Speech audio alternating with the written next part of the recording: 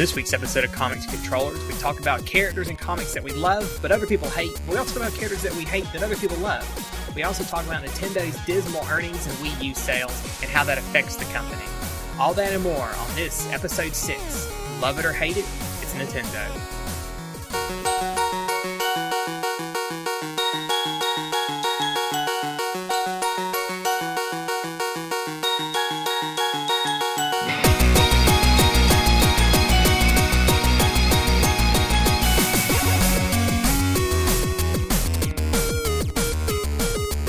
Hey everybody, welcome back to another episode of Comics Controllers. I'm Kyle, joined by my co-host Steven. How's it going? It's going pretty good, Steven. So today, we want to talk about, we're not going to talk about a single comic. We wanted to talk about comic characters in general. Specifically, we wanted to talk about characters that maybe we really enjoy, but other people not so much, and vice versa. Characters we don't really like, but other people, really are into. So what do you want to start off with, Stephen? Ones we like and others dislike, or the other? I think we should take this the other way around. I would really like to I'd like to talk about some of the characters I hate, and maybe you can help me figure out why other people like them. All right, so what are some of the characters you dislike, Stephen, that other people like? Okay. Starting off, I've been watching the Avengers Earth's Mightiest Heroes cartoon, and it's kind of reminded me that I really don't like the character of Vision. Okay. Vision, of course, is the android that was created by Ultron, and Ultron was created by Hank Pym, and I have a personal feeling that Hank Pym causes half the problems in the Marvel Universe. Oh, not just him. Anybody who's super intelligent in the Marvel Universe, whether you're good or bad, causes problems. Reed Richards, right. Hank McCoy. Yes. Hank Pym, yeah. But Vision started off as a bad guy, and then they turned him into a good guy. And he's done a lot in the comics. Recently, they actually did Age of Ultron, which saw a timeline where Ultron never existed, and because Ultron never existed, Vision never existed, and Vision's done a lot to save the planet and help the Avengers out. He's done his fair share, and you kind of get to see an alternate timeline that what if Vision had never been there to help the Avengers with certain things. He was also married to Scarlet Witch at one point, and he was the reason she thought she had make-believe babies and freaked out. He was, and I was going to get to that. But for the most part, I just don't... there was one point where I think it was She-Hulk ripped him in half, and I just didn't care because I don't like the character. I could never get into that character. Yeah, one of those things when you see it happen, he was kind of like, whatever. Yeah. He's not dead, and even if he was, I wouldn't care. Right. I cared more when Hawkeye got killed in, was it Avengers Disassembled? Yeah. That he died. Is Vision... he doesn't exist in the normal universe now, the 616 universe, does he? Like, he's dead now, right? I think so. I haven't seen him. I'm reading 2 of the Avengers books, and he's not in either one. So as far as I know, he's not there currently. He just, to me, seemed like the Avengers don't really have a tech guy other than Iron Man. We should do somebody who's a little bit different than him, and we'll bring in this character who's this robot who was a bad guy, but now he's good. He had a robotic wife at one point, too, he built. I vaguely remember hearing about that. Jocasta, I think was her name. Oh, well, I didn't know the name. Yeah. Yeah. I agree. In fact, I had not even thought about Vision because he's so insignificant to me. Yeah. But he was like a major Avenger at one point. Like, he was like one of the dudes. He's in the Avengers video game. If you ever played the arcade Avengers beat 'em up, he was actually one of the better characters to play. It was like him and Captain America were the 2 best characters. Because he was white. He was like white. Yeah, you're right. He had a really odd color palette. Yeah, it wasn't the one that I'm used to seeing, the green and red. Well, I gotta say, they even joke about that in the cartoon. They joke about who decided to put green and yellow on somebody with red skin. Yeah. It's an odd color choice. It's pretty tacky. But, I mean, that's part of being a superhero is you have no fashion sense. Unless you're the Wasp, who was a fashion designer. Also, I think a lot of people, know this, but may forget sometimes, because somebody was commenting on on Twitter about how horrible Kang the Conqueror looked, and you got to remember that half these characters were designed in like the late '60s, early '70s. Oh yeah, totally. I mean, and sometimes they do character revisions. Like a Vision, I think is one. I think he's been through a couple different ones to make him look more modern. But sometimes it's hard to explain why there's a revision. But as an android, he's constantly being blown up and rebuilt. I guess it's easy. Yes. My favorite one actually is still in Darkseid's first appearance, which was in a Jimmy Olsen comic. Yeah. He's actually just wearing a bucket on his head. Yeah. A lot of people don't know that Darkseid's first appearance was like the last panel of Jimmy Olsen. Yeah. And a lot of people don't know that Jimmy Olsen and Lois Lane, for a pretty good long run, had their own comics. Yeah. And they were pretty bad. I don't know about the Lois Lane one, but I know the Jimmy Olsen one was a pretty bad comic. I mean, Jimmy Olsen's was consistently him trying to kill Superman or to screw up Superman's life. I mean, literally is what it was. It should have been like, Jimmy Olsen screws over Superman. It should have been the title of the comic. See, now you're making me want to go back and read it. Oh, don't pain yourself. Just the best thing to do is just go find panels from it and be like, these are funny. Yeah, I agree. The other one that I'm not a big Thor fan. Really? I'm not a big Thor fan, and I'll tell you why. It's because I like Thor when he's just on Asgard and when they're doing the stuff with the Norse mythology, but when Thor interacts with the regular Avengers, and I can't get into it. It's very awkward, yeah. Yeah. The best Thor book I ever read, and this, I know people are going to accuse me, say I'm an Ennis fanboy, but Garth Ennis did this book. The Viking one. Yes. It's called Blood something. I really can't remember right now. But Thor doesn't really use as much of his powers. It's much more of a kind of down-to-earth. It's in the Norse mythology kind of setting, and it was a really good read.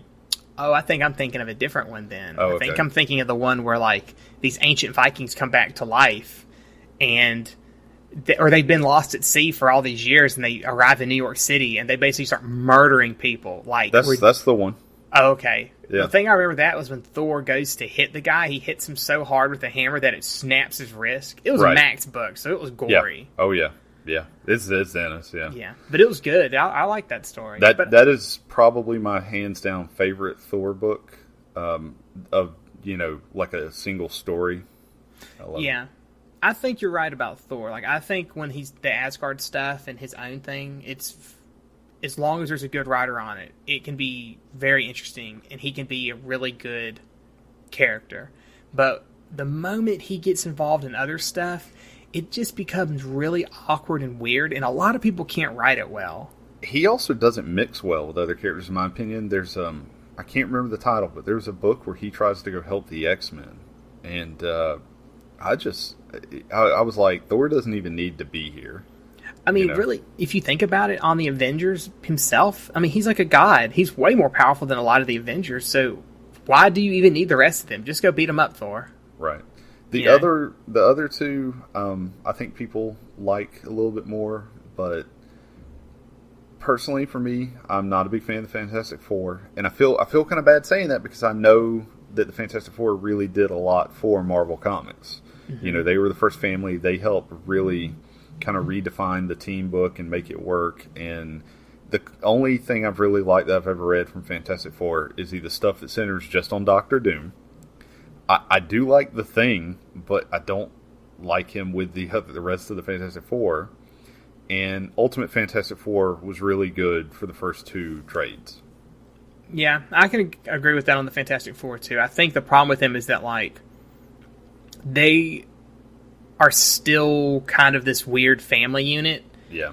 And it doesn't fit with a lot of the other stuff. And it's kind of like, well, it's this mother and father and the uncle and then the best friend. Yeah. And they have kids, so how are they doing this superhero stuff? And actually, part of the thing, I don't like their kids. I don't like Franklin, and I don't like, what is their daughter's Valeria? name? Yeah, something like, I've never liked their kids. Franklin Richards is like one of these crazy powerful. Yeah, he's like, we need a plot device at all times in this comic, and he will be that. In case we write ourselves into a corner, we have a Franklin Richards we will use to solve our situation. Because there was a story years ago, I think it was Earth X or Universe X, one of those books like that, where Galactus had been killed, and Reed Richards acknowledged the fact that there needed to be Galactus, so he basically subliminally mind-controlled Franklin Richards into believing he was Galactus, so he would take the mantle and go away. Yeah. I think that was Earth X. Yeah, I mean, it's ridiculous. But this guy's just like, I convinced you to be Galactus, so you are. You know? I mean, fair enough, whatever, but I mean, it's what you want to do with your kid. Yeah, and I know we've kind of already harped on this, but one of my favorite, I think the only thing I like about the Fantastic Four is the continual joke of Reed Richards messing with the negative zone, or Reed Richards, I came up with this new thing, or look what Reed Richards messed up. Yeah, me and some other people used to always joke about Reed Richards. He'd be like, hey guys, I've got this great new device. It's like a cleaner working toilet. Well, how does it work? Well, it involves the negative zone. God damn it, Reed. I mean, leave the negative zone alone. That's true. Yeah. It's called the negative zone for a reason. Well, it's not a good place. That was why I was actually really glad when, I think it's Annihilation Wave, whenever Annihilus finally comes out the negative zone, it's like, hey, you're encroaching on my territory. Yeah. Back off. And, for a while, I didn't read all of Annihilation Wave, but I heard it's really good. But, for a while, like, Annihilus really was like, no, I'm going to make you pay for all this shit you've done. Yeah, because they were, like, dumping prisoners in there and building stuff in there, and Reed Richards has been doing all this stuff for all these years, destroying the place. I mean, it's already a hellhole. We don't need you screwing it up anymore, Reed. Keep your hands off our hellhole. Yeah, exactly. My last one, and this is one that I don't think people like as much now, but when the character was still kind of newer, I guess, or I always remember people talking about it in high school and when I was younger, and maybe the movie killed it, but I have never liked Elektra. Oh, I disagree. She's a great character when she's written well. That's the problem, though. She can be written really bad a lot. But the movie is atrocious. Yeah. The movie's atrocious, and I'm not going to argue the movie. And if you don't think the movie's atrocious, I beg you to go take a second look. Yeah. But I agree. I read an interview once with Frank Miller, and although I think he's crazy, I agree with him that I think he built that character to do her thing and die. Mm-hmm. I agree. I was talking with Stinson the other day about how iconic that picture is of her with the sigh through her back. And that should have been her end. And in that story, I love Elektra. And I've read a couple other stories that aren't bad with Elektra. But like you said, maybe it's just the writing, but I've read some really bad stuff with Elektra, or some stuff where they've tried to make Elektra seem way cooler than she actually was. And so they've had to, had her going toe-to-toe with, these huge villains or entire armies. And I don't know. I thought Elektra was really overdone. Yeah, she can't. That's the problem with her and characters like her, and that kind of leads into some of the ones I don't like. They can be so overdone, and it takes you.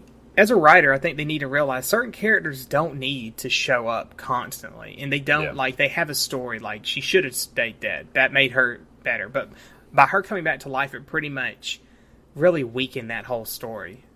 Yeah, and everything with her, and so now, I remember reading an article once we were talking about the revolving door on death weakens a lot of these characters, and it makes it where somebody dies in comics and you're just like, they'll be back about 6 months. Yeah. They'll be back for the next event or whatever. And she's like that. Yeah, you can blame Superman on that. Ever since Superman's death, it started that slow spiral of now no one stays dead. I mean, it used to be people might technically die back in the day, but something would happen. Like, I remember at one point Xavier was supposedly dead. This was before Superman, but what it was that it was like he was gone and it was somebody masquerading as him for him during that time, stuff like that. Yeah. So they basically may have died, but they weren't technically dead.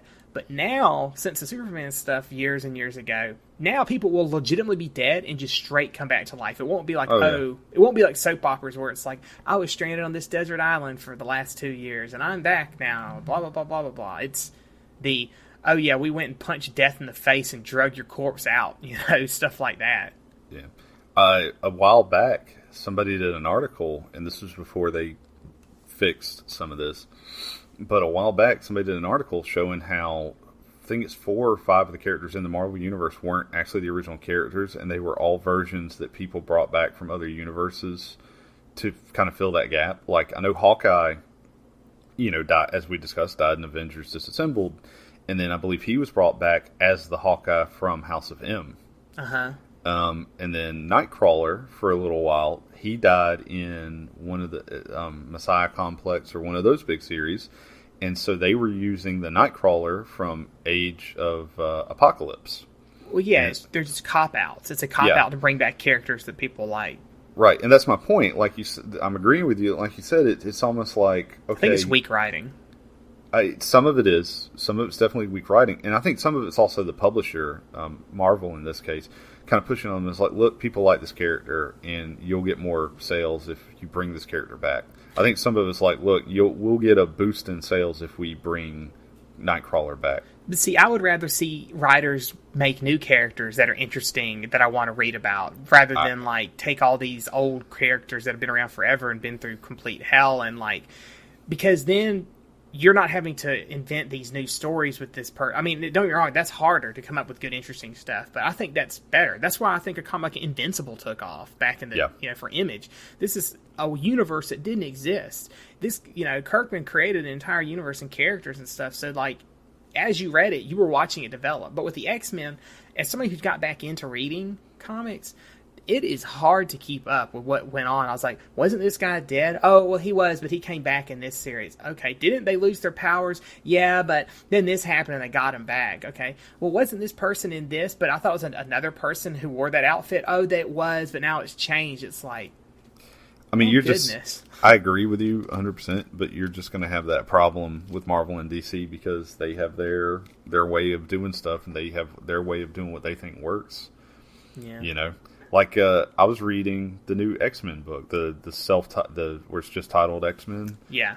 And I kept trying to figure out, is Jubilee still a vampire or not? She is. Okay, because I'm not. I just finished the first trade, and I don't know if they answer that later. But in the first trade, I was like, there's no indication. Very subtle, because she's always talking about having to stay in the shade. Yeah. That's why, and then that's the thing. In the Battle of the Atom stuff, she does some vampire-like attack things, but she's still a vampire. Okay, yeah. Which is why when she adopted that child, I was like, is she adopting it because she loves it or because it's an emergency food supply? No, the only indication that I had is like in that first one, as you're talking about, they go to the beach, and she mentioned something about not being able to take the sun like she used to. Mm-hmm. And that was my only indication of okay, well, I guess she still is a vampire. But I kind of wanted an actual, solid answer on that, because since she became a vampire before Marvel Now, and we know Marvel Now kind of did change little things, I didn't know if that was one of the things that changed. Mm-hmm. So, but who are some of the characters you hate? I'm interested to hear this. Well, I'm going to make a lot of people angry with my first one. Okay. So, and this goes back to the kind of Electra thing where people overuse this character because I feel like they use him because they know he draws a lot of fans in, and they think it's easy to write for him when it's not really.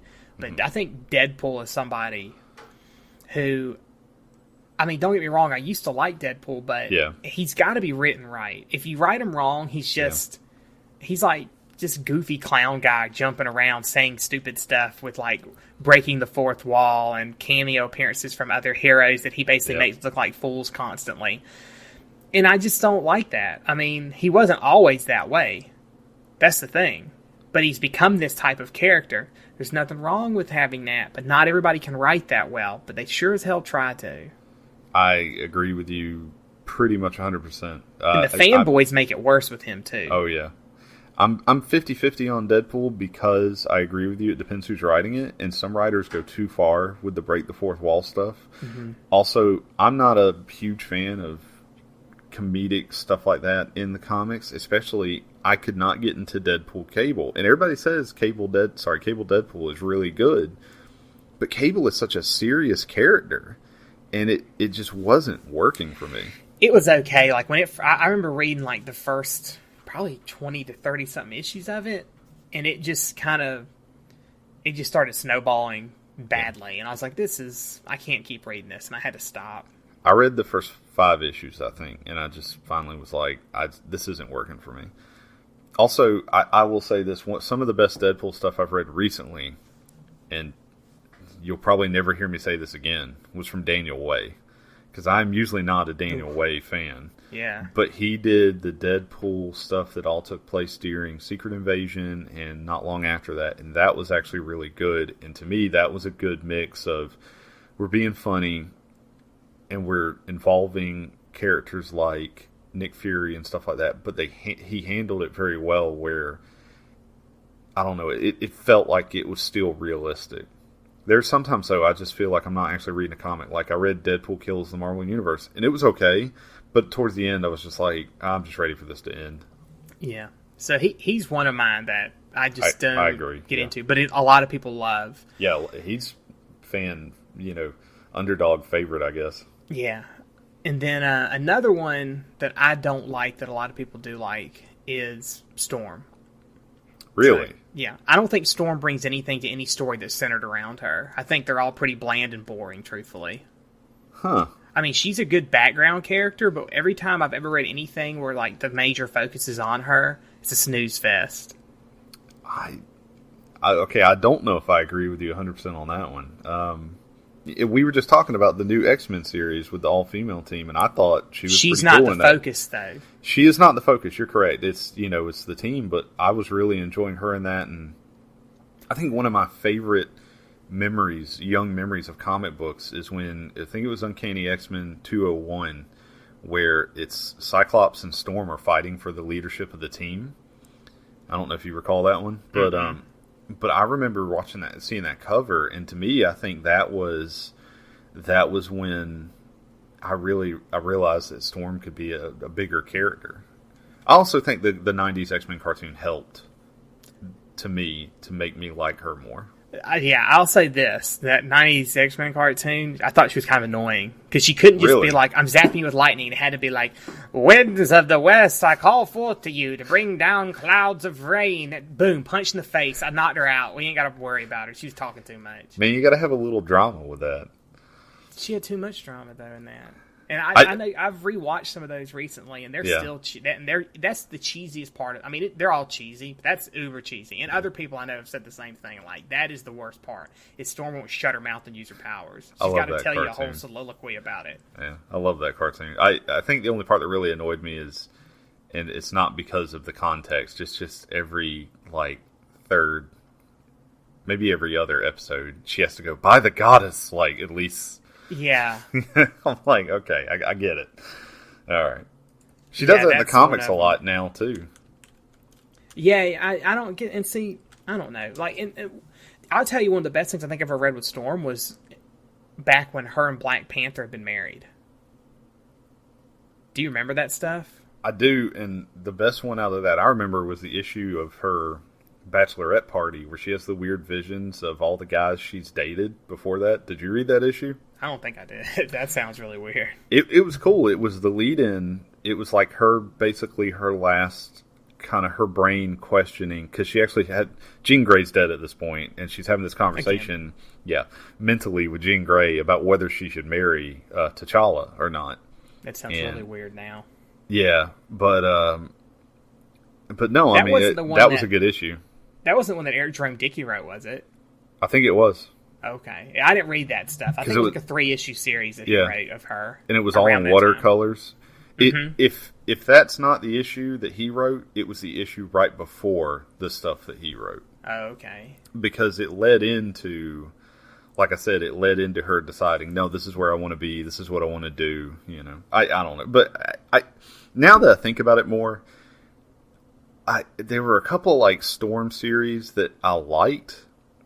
But you're right. A lot of the stuff that's more focused on her is not, I guess, what I would put in, stuff I really like. That category. The only series I straight liked of hers was the one where it was about her as a child.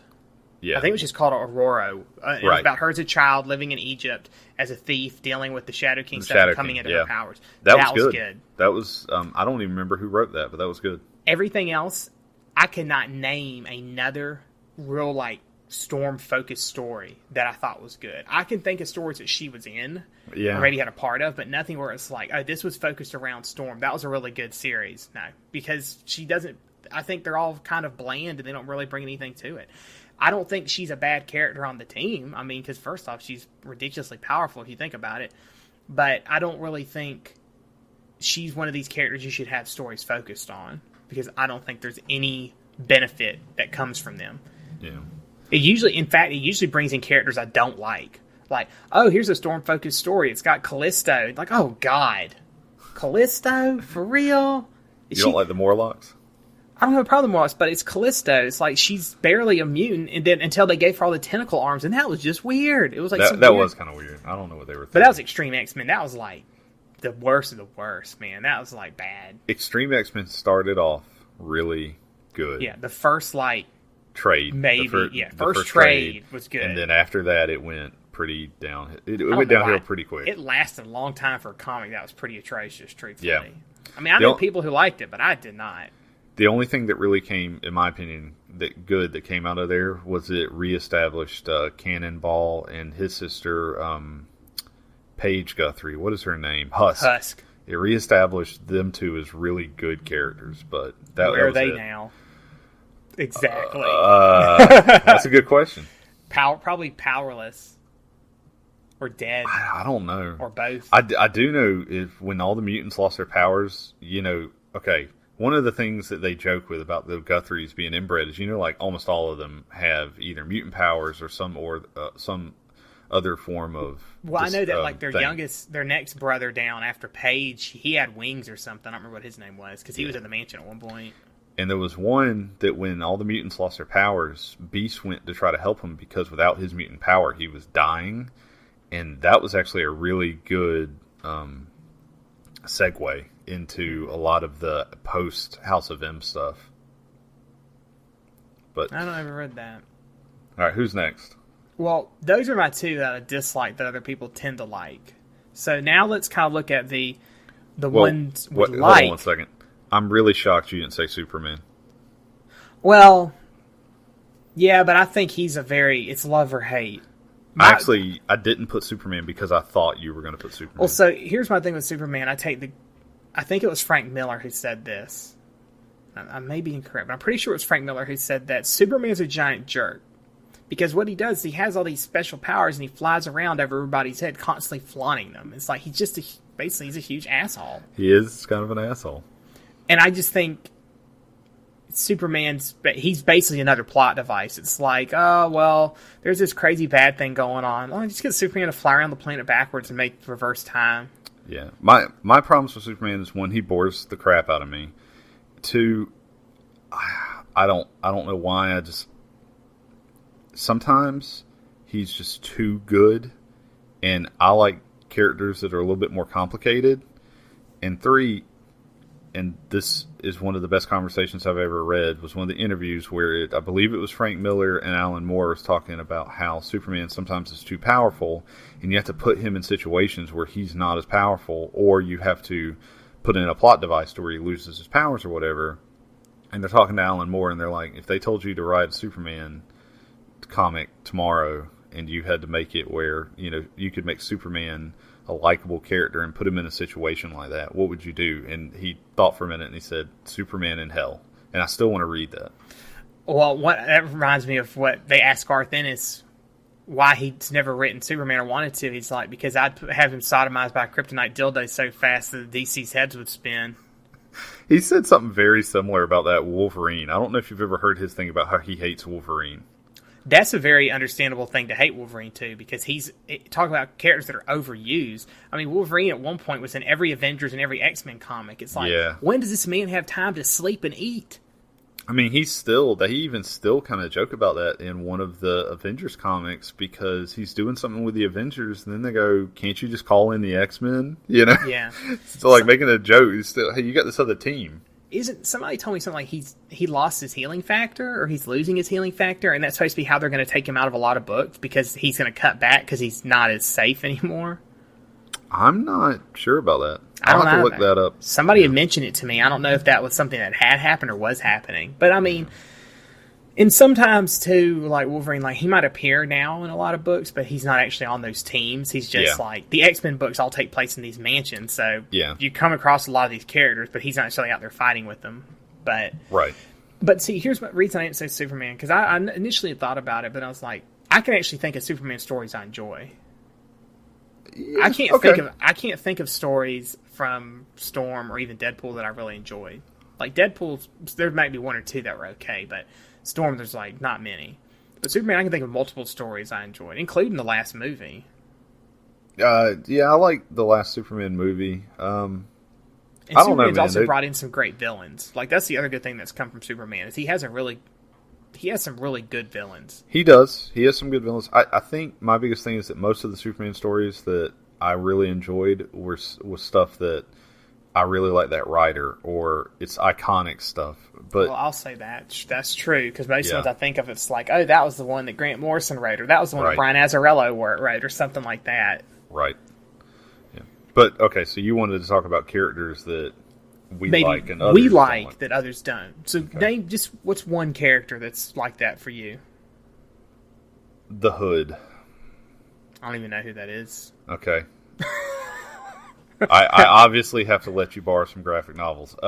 No, he's a villain that was created for, I believe, by Brian K. Vaughan, and then Bendis took him over as a character for the Avengers run that he did. You know, Bendis was on the Avengers forever for a while. Well, he was one of their main villains towards the end, and he's a great character. I think I do remember him showing up when I was reading a while back. Yeah, he has a red hood, obviously, that is demonic in some way, and he made a deal with a demon to get these powers, and at one point he got his powers back through something Thor related. I don't recall what they were actually, but he's a character that a lot of people say they don't like, or that, you know, he's very one-sided or whatever, that I loved. And especially the Bendis run. Towards the end, he ended up with 2 or 3 of the Infinity Gems, and he did a lot of really cool stuff. I liked him. Well, why do you, I mean, okay, so what exactly about all the stuff he did, or him in general, makes you like him? It's his personality. It's, you know, getting into the character as he is a criminal, but especially if you read the Brian K. Vaughan, you kind of understand where he's coming from.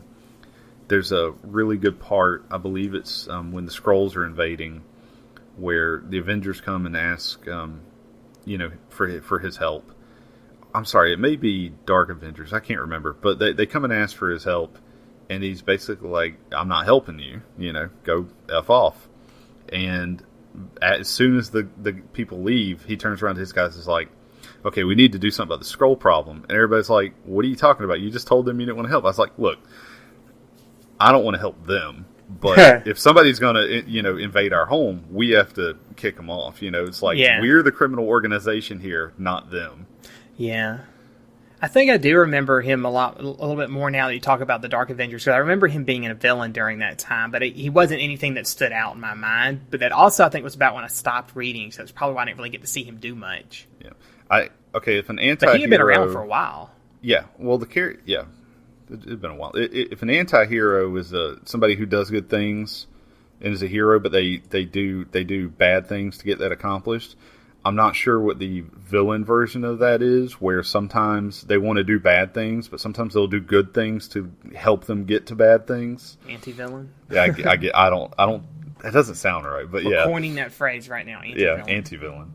But I really enjoy the Hood. And a lot of people that I talk to about comics, they think I like him because I'm a huge Punisher fan, which is another character that a lot of people don't like, but I think they're very similar in their methods and what they do, but their goals and motivations are a lot different. And I think the biggest key with characters like that, especially villains, is their motivations. They have to have goals and motivations to make you like them. Yeah. I can see that. I agree with that. Well, for me, one character that I like, that a lot of people... I want to say a lot of people don't like, but I don't think she gets a lot of I think she gets some flack, especially with her recent stories, but I've always really liked Jubilee.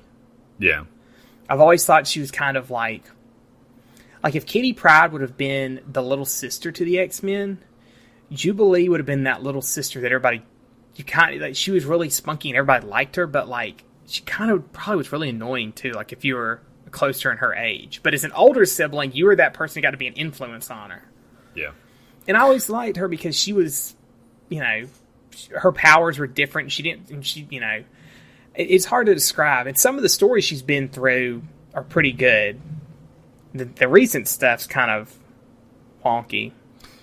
I like the vampire thing at first, but then they didn't really do much with it, so I'm kind of iffy on that. And I actually liked when she lost her powers. And I like that, yeah. She ended up joining up with the New Warriors using technology to, give her power, or give her a form of powers. Yeah, that's one reason I liked her too. Is it was like, even though she didn't have these powers, like some of those people just kind of were like, all right, well, I'm done. She was like, nope, yeah. I'm still in it to win it. I liked her. She's another character I liked a lot because of the X-Men 90s cartoon, but I was also a huge fan of Generation X. Yeah, she was really big in that. She was good in that too. She's the character that comes in, and whereas you've got all these new people, she's already been running around with the X-Men. And they even say at one point, really the reason she got stuck in Generation X is because of her age more than anything.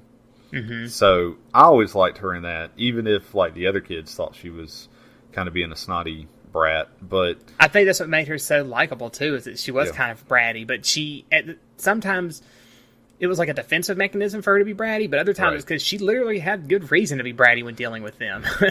It's like, who are you kids? You don't know Jack. She's like, I've been running with the X-Men. I fought these people. I know what's going on.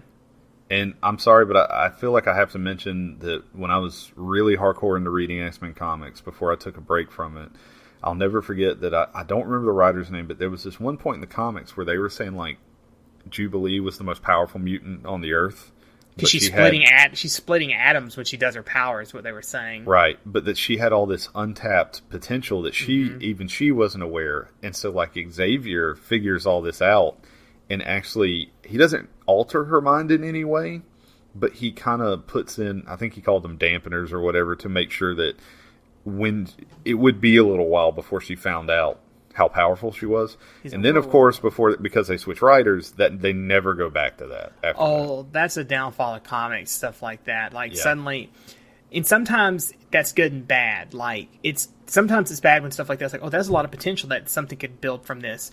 Other times it's bad because it's like a one-time thing, but people just can't let it go. Like Grant Morrison's thing about beasts evolving again. Yes. Yeah. Okay. That's one-time thing. Let it go, writers. Stop doing it. I mean, what animal is he going to look like this week? It's like every other week he was like some kind of blue furry animal. Now it's like some weird monkey thing. And it's Wasn't that part of All New X-Men? Because of his evolutions, that's why he was about to die? Yeah, and he went back and got his early self, and they basically immediately solved the problem. Yeah, I'm just agreeing with you on that. They're still messing around with the whole... Like Iceman and Angel both had second mutations and all that. I don't mind the whole second mutation thing, but like, don't keep pushing the issue. That was very much something part of Grant Morrison's run on New X-Men. Don't keep dragging it back because it's like, I don't really have anything to do with this character. I love New X-Men. You don't have to fall back to that. Yeah, New X-Men is probably some of the best stuff. Yeah. Because towards the end of that is when they shattered Emma Frost with the diamond bullet, right? Yeah. Yeah. Yeah. All right, so what have we got lined up for video games? So the video game stuff today is not going to be quite as extensive because we had one thing we were going to talk about, but literally this morning before we started recording this podcast, Nintendo made an announcement. Okay, so Nintendo, as we've taught in the past, people debate whether they're really part of the console war anymore. And the president, the CEO of Nintendo, Satoru Iwata, has been saying that, they were going to turn an operating profit of 100 billion yen in 2014, but they've just revised that based on like disappointing Wii U sales, and they're now claiming that they're probably only going to turn about, I think they decreased it to 240 million Yeah, it was something like that. Well, I'm sorry, 25 billion yen, but it's $240 million. So that's basically 75 billion yen decrease. Yeah. And they had an operating loss, too. Or they're forecasting an operating loss of $336 million. That's, to me, that is a large... It's a lot of yen.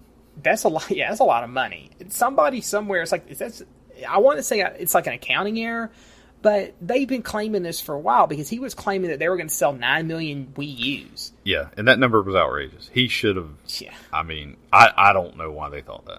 Yeah, they decreased that 9 million to 2.8. That seems a lot more plausible. You know, if they were to maybe, if they do a price decrease, they'll probably easily sell the 2.8. But then they're not making as much money either, so that could be part of a decrease too. Maybe they're planning that. If that happens, it probably won't happen until end of February or March. Right. So, and, you know, the only thing I think that did sell crazy was the 3DS. Like, the 3DS had, like, really, really good sales for them over the holiday season. But then again, that's also something that's had a price drop. Because, you know, when it first came out, I think it was $300-something. And now it's only $199. So, I don't know. You know, this is an interesting situation for Nintendo because we're sitting at this point where we're talking about the new consoles, and technically it's one of the next gen consoles, if you want to say that, but it doesn't really match up. It's the next gen for Nintendo. That's my point. Yeah, that's true. And if you think of, I mean, it's better than their previous ones, but it's not anything on par with what else is out there. Right. And that kind of goes back to a way of thought that Shigeru Miyamoto supposedly coined within Nintendo. For those who don't know, Miyamoto is the guy who invented Mario and Zelda and a bunch of other franchises within Nintendo. Right. But his thought process is lateral thinking with withered technology. And the basic idea is to use existing cheap, like well-established technology and to use it in new ways, thus allowing them to introduce new and kind of innovative ideas at affordable prices. Hence the Wii U, and DS. And I don't really know if that works anymore. Yeah, you know? Somebody the other day, we were talking about how when Sega went under and Sega stopped doing consoles and they basically became a game producer, we talked about how Nintendo might end up like that. And then when the Wii came out, you know, things really look like they turned around for them. Yeah. They seem to be doing really well with the Wii, you know, and we can talk about the obvious reasons why, but the truth is that it looked like Nintendo was really rebuilding their base, and now it just seems like such a quick turnaround now from that time period in a few short years that, you know, that maybe that is a possibility still. So a large problem I feel with Nintendo is that, like, they invest too much in gimmicks. Yeah. And because of that, they lose the third-party developer support.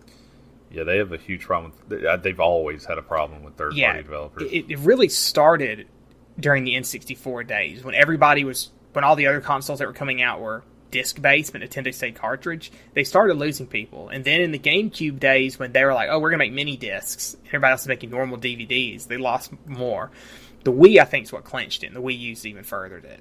Right. You know, it's like, from a developer's perspective, as bad as this is for the consumer, would you rather make a game that you can port across PC, Xbox, and PlayStation easily, maybe doing little bits of changes here and there for not spending a lot of money?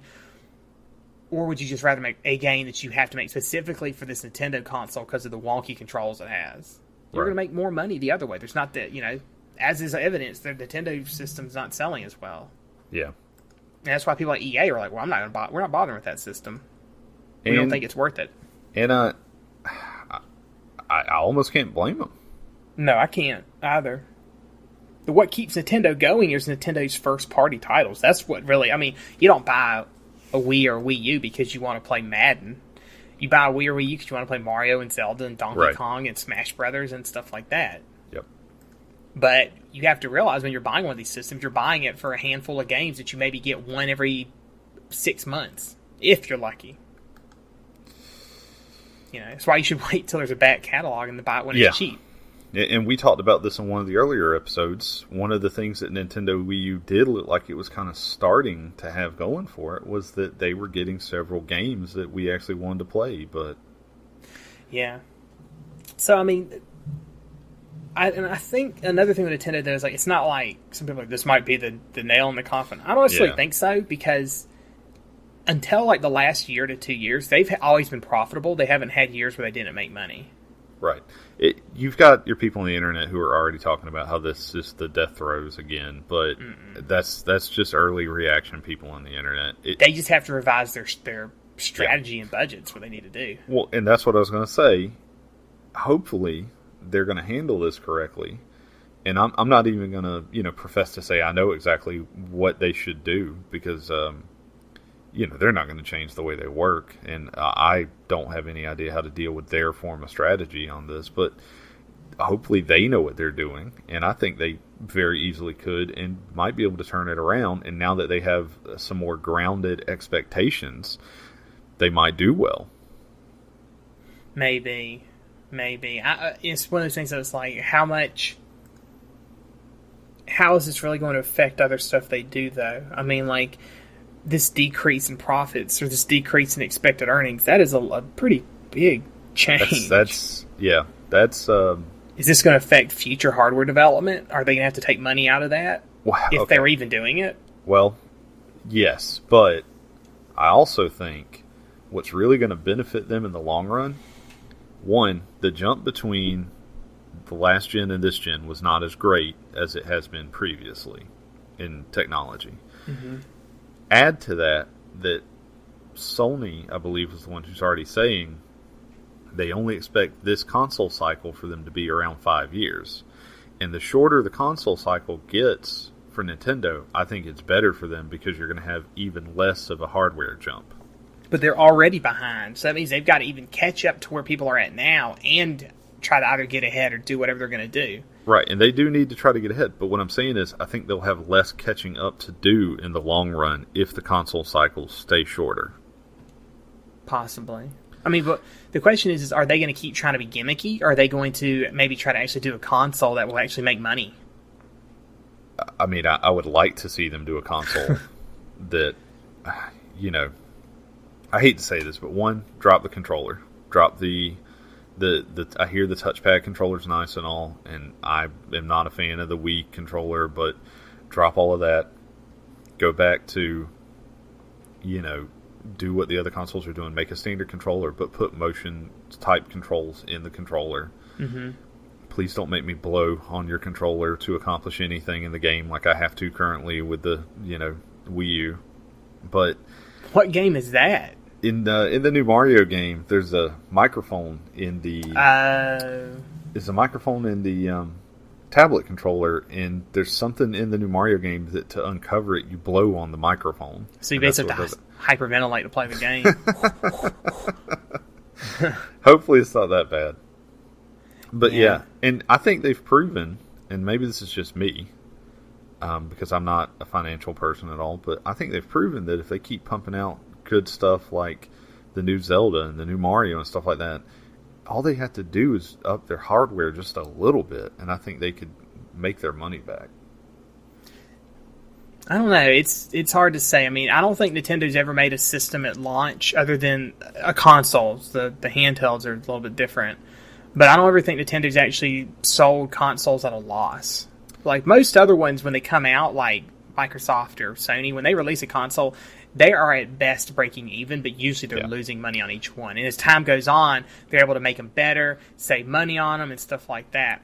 And I kind of think, but if I remember correctly reading, Nintendo's the only one that they've always made profit from day one. Not a whole lot necessarily. Not a whole lot, and it's also because of their way of doing stuff that they're able to do that. But to prove your point there, I recently, not too long ago, read a thing. I think it was the PS3 didn't actually make a profit until I think 2 or 3 years after it was already out. Oh, it was a long time. Yeah, because they took such a hit. But also, I think a lot of people forget when the PS3 initially came out, it was also like, what, $600? Yeah.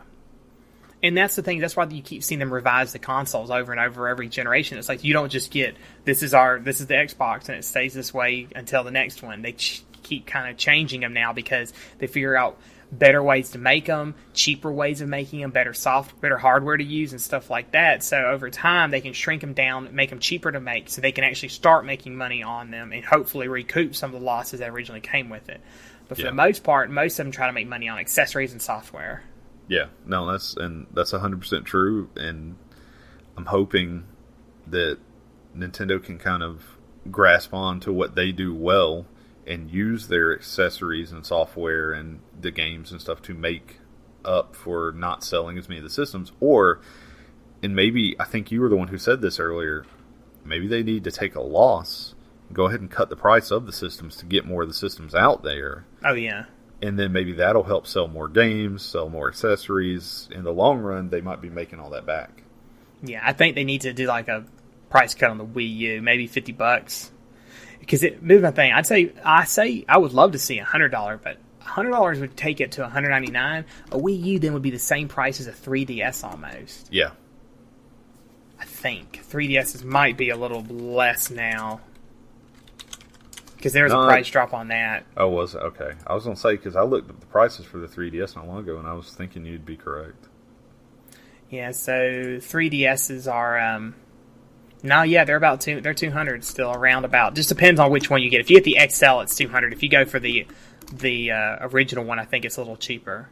Right. But yeah, I think I'd be hard spent to feel like spending $200 on that. When I was like, well, I can get the 3DS, which is what I have. I've got one of those, and it was like the same price. So right. So maybe, I don't know, $200, $250. I think they need to drop it in price so they can try to sell more units and stuff like that, and cash in on people who maybe have these new consoles, but they don't have there's not a lot of games they want to play on them yet, because there really hasn't been a lot out since they just released. And maybe try to catch some of these people who have that money and want a secondary console. Yeah. Because I've always said, Nintendo's consoles now, they're not meant to be your primary. They're meant to be your secondary. No, they definitely... I mean, unless you just are not a big gamer. If you're a gamer and the only system you have is a Wii U, I don't know how you do it, because there's not enough stuff on there to play. Yeah, I mean, and I agree with you. That you can't really... As much as I like some of the stuff Nintendo does, you can't really have that as your primary console. You're gonna eventually need, or I don't know, maybe if you're a big PC gamer and you just want the Wii as your backup, like you said. Well, yeah, you'll be like everybody I know who had a Wii, who they played it maybe a month or 2 months, and then they still have them and they're collecting dust now. I played mine a good bit, and then after I played most of the games I wanted to on it, it really became I have friends over, so we'll use the Wii. Mm-hmm. But if it was just by myself, it never got turned on. Doesn't Nintendo know that gamers don't have friends? That they come over to their house at least? I just think it's funny because to me, my friends come over, that's what I do with the Wii, and then Xbox, they want you to do everything over Xbox Live. It's more convenient online. Well, they make all these games now that don't have a couch co-op, which annoys the crap out of me because I do have friends that come over from time to time. Yeah. And that's why there's a lot of games on Nintendo. I don't really want to spend the money to get 4 Wii U controllers, but at least I know it's there if I wanted to do it. Yeah. Yeah, that's true. But that's another problem with these consoles now, is that everything's going online because more people play online than go over to each other's house and play like they used to. And I agree with that, and I see that. And part of that may be because I remember the nostalgic good old times of N64 and everybody 4 people sitting around playing GoldenEye or Smash Brothers. But once again, that was Nintendo. Yeah. And it was, and because I don't remember too many PlayStation 2 games that I played co-op with people in person, or Xbox even. Well, I mean, there were some like Halo, of course. Yeah, Halo. But there weren't many. Remember, with PlayStation 2, you had to buy the extra adapter just to use 4 controllers. That's true too. And I never owned that. No. There was a lot of 2-player games I played on my PS2 with other people. Yeah, Halo was probably the last. Halo 1 was probably the last really big, in my opinion, couch co-op multiplayer where it wasn't like, oh, we could just go home and get online and do this. And even though you could, it was just better, you know. That wrestling game I play, the WWE 2K13, 2K14, whatever, that, you know, that's a good couch co-op one, but that's because the servers are so slow. There's so much lag on the servers online. It's just better to play couch co-op. Yeah. All right. Well, I think that's going to wrap it up for this week's episode of Comics and Controllers. So if you'd like to email us, have any questions or anything you want us to talk about, or you want to make comments on what we've said, maybe even tell us what characters you like that no one else likes, or vice versa, you can email us at comicsandcontrollers@gmail.com. If you want to follow me, you can follow me on Twitter at ZombieJesus here. And where can they follow you at, Steven? They can also follow me on Twitter at my name, Stephen Wilds. All right, so at Stephen Wilds. So until next time, my name's Kyle. I'm Steven. You guys have a good one.